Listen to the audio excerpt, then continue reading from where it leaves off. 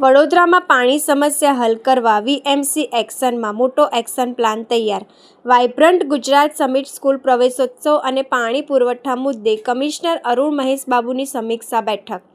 વડોદરા મહાનગરપાલિકામાં આજે municipal commissioner Arun મહેશબાબુની અધ્યક્ષતામાં મહત્વપૂર્ણ સમીક્ષા બેઠક યોજાઈ હતી. આ બેઠકમાં શહેરના વિવિધ મહત્વના મુદ્દાઓ પર ચર્ચા કરવામાં આવી હતી.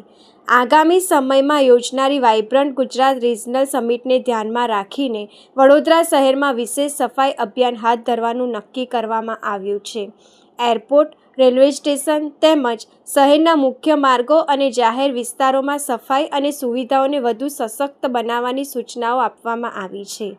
નગર પ્રાથમિક શિક્ષણ સમિતિની શાળાઓમાં આજથી પ્રવેશોત્સવનો પ્રારંભ થયો છે. શાળાઓમાં જ્યાં રિપેરિંગ, સમારકામ અથવા વર્ગખંડોને મોટા કરવાની જરૂરિયાત હશે ત્યાં તાત્કાલિક કામગીરી શરૂ કરવા અધિકારીઓને સૂચનાઓ આપવામાં આવી છે. સાથે સાથે શહેરની સૌથી મોટી સમસ્યા ગણાતી પાણી સમસ્યા અંગે તંત્રએ ગંભીરતાથી ચર્ચા કરી હતી. આજવા સરોવરની સપાટી હાલ 205 ફૂટની આસપાસ પહોંચી છે અને ચોમાસું મોડું પડતા પાણી પુરવઠા પર દબાણ વધ્યું છે. શહેરમાં 125 MLDની નવી પાણી લાઇનનું કામ લગભગ પૂર્ણ થવા આવ્યું છે. અધિકારીઓને બાકી રહેલી કામગીરી ઝડપથી પૂર્ણ કરવા સૂચના આપવામાં આવી છે. ટૂંક સમયમાં પૂર્વ ઝોનમાં 50 MLD પાણી પૂરું કરવામાં આવશે, જેના કારણે વોર્ડ નંબર 4, 14, 15 અને ઉત્તર ઝોનના વોર્ડ નંબર 13માં પાણીના ઓછા પ્રેશર અને કન્ટામિનેશન્સની સમસ્યામાં મોટી રાહત મળશે. બાકીનું 75 MLD પાણી ડિસેમ્બર સુધી ઉપલબ્ધ કરવાનું આયોજન છે. સાથે જ સિંધરોડ ખાતે 150 MLDનો નવો પાણી સોર્સ ઊભો કરવાની કામગીરી પણ આયોજનમાં છે. મહત્વપૂર્ણ વાત એ છે કે પૂરતું પાણી પ્રેશર મળ્યા બાદ શહેરમાં પાણીના ટેન્કરની પ્રથા ધીમે ધીમે બંધ કરવામાં આવશે. ઉપરાંત ગેરકાયદેસર પાણી કનેક્શન ધરાવતા લોકો સામે કડક કાર્યવાહી પણ હાથ ધરાશે.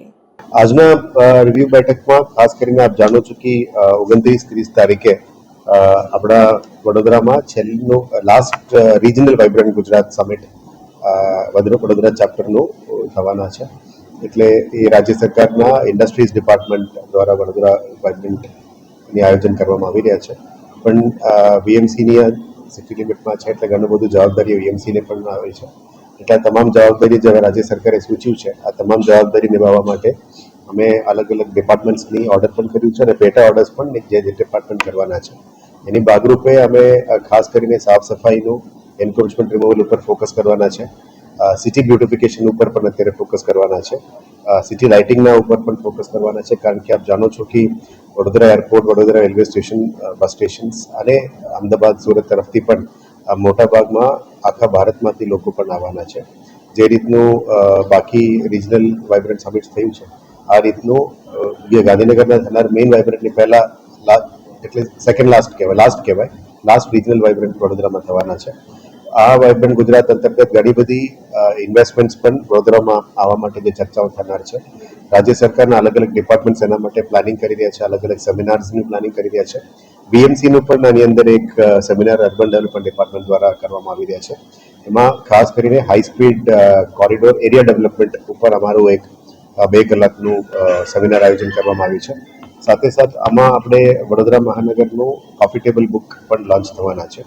સાથે સાથ વડોદરા મહાનગરનું હેરિટેજ ઉપર જે કામગીરી થઈ રહ્યા છે અત્યારે હેરિટેજ સ્ટ્રક્ચર્સનું પણ એક જે કમ્પાઇલેશન છે એનું પણ કોફી ટેબલ બુક લોન્ચિંગ થઈ રહ્યા છે. 2 કલાકનું ચર્ચા વિમર્શ માટે વડોદરાની અંદર ટ્રાન્સપોર્ટેશન કેવી રીતે ઇમ્પ્રૂવ કરવી, લોજિસ્ટિક્સ કેવી રીતે ઇમ્પ્રૂવ કરવી, હાઈ સ્પીડ રેલ કોરિડોરની આજુબાજુના એરિયાની ડેવલપમેન્ટ કેવી રીતે કરવી, આ બધા ઉપર ચર્ચા પરામર્શ થવાના છે.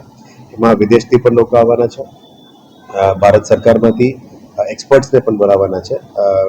વડોદરા સિટીમાં પણ બીએમસી તરફથી અને અર્બન ડેવલપમેન્ટ અને ઇન્ટેક્સ બી દ્વારા પણ જે લોકોને અત્યારે આમંત્રણ આપવામાં આવી રહ્યા છે. એટલે રિજનલ વાઇબ્રન્ટ ગુજરાતનું 29-30નો જે કાર્યક્રમ છે જેમાં મોટું કાર્યક્રમ જે વડોદરાને ગ્રોથ માટે આપણે નક્કી કરવાનું છે, પાયાનું જે રિજનલ ઇકોનોમિક માસ્ટર પ્લાન છે એ પણ ચર્ચા થવાની છે. એટલે ઘણું વર્ષોથી જે વેઇટિંગ છે આ બધાનું અત્યારે હવે આવનારા દિવસોમાં આગળ વધવાની કામગીરી છે. સાથે સાથ આ સિવાયનું પણ અત્યારે પ્રી મોન્સૂન એક્ટિવિટીમાં જે 2%, 1% જે કામગીરી બાકી છે એ બધા ઉપર અત્યારે ચર્ચા પરામર્શ કરી છે. સાથે સાથ આ પ્રી મોન્સૂન એક્ટિવિટીના ભાગરૂપે વોટર ડ્રેનેજ અને રોડમાં જે મેજર ઇસ્યુઝ છે એ બધાને પૂરું કરવા માટે આજે તારો ઝોનલ એન્જિનિયર્સ અને કન્સર્ન ડિપાર્ટમેન્ટને પણ સૂચના આપી છે. સવારે શાળા પ્રવેશોત્સવમાં જેમાં વિઝિટ દરમિયાન આંગણવાડી સ્કૂલ્સમાં પણ કદાચ કંઈ ખામી હોય અથવા આવનારા દિવસોમાં વધારાનું ઓરડા બનાવવાનું હોય, વધારાની ફેસિલિટીઝ કરવાનું હોય, એ બધું સુધારવા માટે આંગણવાડી સ્કૂલ્સ અને હોસ્પિટલ્સમાં જે પણ ખામીઓ છે, નલનું કનેક્શન, ઇલેક્ટ્રિસિટી કનેક્શન અથવા કોઈ બારીઓ રિપેર કરવાનું, કે ટાઇલ્સ રિપેર કરવાનું, આ બધું બેઝિક ઇન્ફ્રાસ્ટ્રક્ચરની સુધારો કરવાનો હોય એના ઉપર પ્રામાણિકતા આપવા માટે પણ અત્યારે સૂચના આપવામાં આવી છે. ખાસ કરીને આવનારા દિવસોમાં અમે આંગણવાડી જે રેડી થઈ રહ્યા છે એને ઇનોગ્રેશન ઉપર લઈ જવાના છે. સાથે સાથે બ્રિજ ડેવલપમેન્ટની અંદર અંડર બ્રિજ ડેવલપમેન્ટ છે એ પણ લઈ જવાના છે. એક ટૂંકા સમયમાં અમારે એક લાઇબ્રેરી પણ રેડી થઈ રહ્યા છે, એનું પણ ટૂંકા સમયમાં પ્રગતિ ઉપર લઈશું. આવા નાના નાના જે કામો છે જે મેજર સિટીની ગ્રોથ માટે મદદ કરી એ બધું રિવ્યૂ કરીશું. અને મોટા પ્રોજેક્ટ જેમાં swimming pools, sports stadiums, auditoriums, ward office, આ બધાનું પણ અત્યારે ઓલમોસ્ટ એસ્ટિમેટથી લઈને દરખાસ્ત લેવલમાં આવી ગયા છે. એટલે બજેટમાં જેટલા પ્રોમિસ કર્યા છે બધા ડિલિવર કરવાની સમય આવી ગયો છે. એટલે આના ઉપર પણ વિકાસ કરવામાં આગળ લઈ જવા માટે નક્કી કર્યું છે. અને ટૂંકા સમયમાં આપણે પીએમ ઈ બસનું જે લોન્ચિંગ છે એનું પણ આપણે ડેટ્સ તૈયાર કરી રહ્યા છે. એટલે વડોદરા શહેરને ડેડિકેટ કરી શકાય એવા દિશામાં અત્યારે તૈયારીઓ ચાલી રહ્યા છે. સાથે સાથે ચારો ઝોનમાં જે શાક માર્કેટ્સ, જે નેચરલ ફાર્મિંગ માર્કેટ્સ માન્ય ગવર્નર શ્રી, રાજ્યપાલ શ્રી, મુખ્યમંત્રીશ્રીએ આદેશ આપી છે એનું પણ બનાવવાનું તૈયારીઓ અત્યારે શરૂ થઈ ગઈ છે.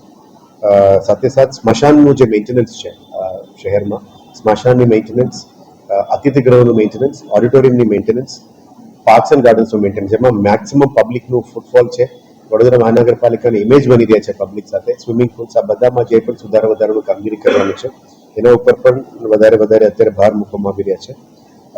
આ સાથે સાથે ઇન્ડિવિજ્યુઅલ પ્રોજેક્ટ્સ ઉપર પણ ઘણું બધું ચર્ચાઓ થઈ છે. ઇન્ડિવિજ્યુઅલ પ્રોજેક્ટ્સની વાત કરીએ તો ઘણું લાંબુ થઈ જશે, કારણ કે લિસ્ટ ઓલમોસ્ટ 30-35 ઇન્ડિવિજ્યુઅલ પ્રોજેક્ટ્સ ઉપર છે. પણ ઓવરઓલ સિટીમાં ઇમ્પ્રુવમેન્ટ્સ લાવવા માટે જે પણ પગલાઓ લેવાના છે એના ઉપર કામગીરી ચાલુ કરી છે. જે પેન્ડિંગ વર્કિંગ વુમેન હોસ્ટેલનું પણ 2 જગ્યામાં કામ શરૂ થઈ ગઈ છે. આવનારા દિવસોમાં વીએમસી દ્વારા હજી 4 working women hostel, senior citizen hostel અને ક્રચ એને સાથે બનાવવા માટે પણ આયોજન ચાલી રહ્યા છે. એટલે આજના ચર્ચામાં ઘણું બધું અમે પેન્ડિંગ પ્રોજેક્ટનું રિવ્યૂ કર્યું છે. એક પ્રોજેક્ટ વાઇઝ આવનારા દિવસમાં આપણે ડિટેલ આપવામાં આવશે. પણ ઓવરઓલ વાઇબ્રન્ટ ગુજરાતની તૈયારીઓ અને સાથે જે ઓન ગ્રાઉન્ડ તૈયારી અને બિલો ગ્રાઉન્ડનું જે અંડરગ્રાઉન્ડ પ્રોસેસીસ છે એ બધા ઉપર પણ ભાર મૂકવા માટે નક્કી કર્યું છે. પાણી વિષયમાં પણ થોડી ચર્ચા કરવામાં આવી છે, જેમાં કન્ટામિનેશન ઇસ્યુઝ હોય, લો પ્રેશર ઝોન્સ ક્યાં ક્યાં છે એનું પણ નોટિફિકેશન આઈડેન્ટિફાઈ કર્યું છે.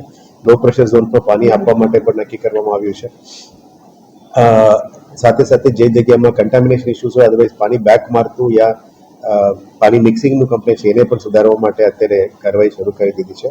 અને કદાચ કોઈ જગ્યામાં ફેરવવામાં પણ કંઈ ઇસ્યુઝ હોતો હોય, અદરવાઇઝ લીકેજીસનું ઇસ્યુ હોય, એને ફિક્સ કરવા માટે પણ તપાસ કરવા માટે પણ અમે જેડીને પણ કીધું છે કે જેથી કરીને જે કન્સર્ન ડિપાર્ટમેન્ટમાં કોઈ પણ ખામતી પબ્લિકનું જે સર્વિસીસ આપવામાં હોય એમાં કંઈ ખામીઓ ના રહેવું જોઈએ એ બાબતની તમામ તૈયારીઓ કરવા માટે પણ સૂચના આપી છે. હવે અમે આપ જાણો છો કે આજવાનું સપાટી લગભગ 205માં પહોંચ્યું છે. નોર્મલી અમે એક્સેસ પાણી ફેબ્રુઆરી મહિનાથી પમ્પિંગ કરતા હોય છે. આ વખતે ચોમાસા થોડું ડિલે થઈ રહ્યા છે એટલે એસએસએનએલમાંથી પણ સપોર્ટ માંગી છે.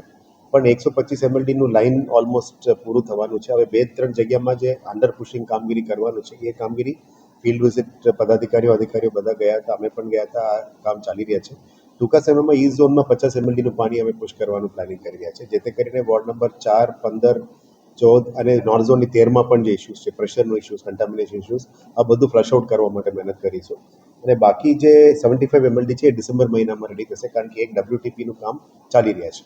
સાથે સિંદ્રોટમાં પણ 150 MLD વધારે સ્ત્રોત અમે ક્રિએટ કરવા નક્કી કર્યું છે, જેથી કરીને ત્યારનું વેસ્ટ ઝોનમાં ભીલ બાયલી વિસ્તારમાં પણ જે પાણીનું આવનારા દિવસોમાં રિક્વાયરમેન્ટ આવશે એ પણ કરીશું.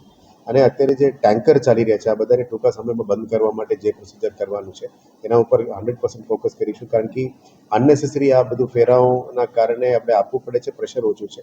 એ બધું આપણે 50 MLD પાણી આપવાથી ઓછું થઈ શકે એમ છે. થોડું ઘણું અમે સાઉથ ઝોનમાં પણ આપવું પડે છે. એટલે મેજર 4-5 વોર્ડ્સમાં જે ઇસ્યુઝ છે એને પૂરું પાડવા માટે કરીશું. અને ઇલીગલ કનેક્શન્સ છે એને પણ દૂર કરવા માટે કડક કાર્યવાહી આવનારા દિવસોમાં કરવામાં આવશે.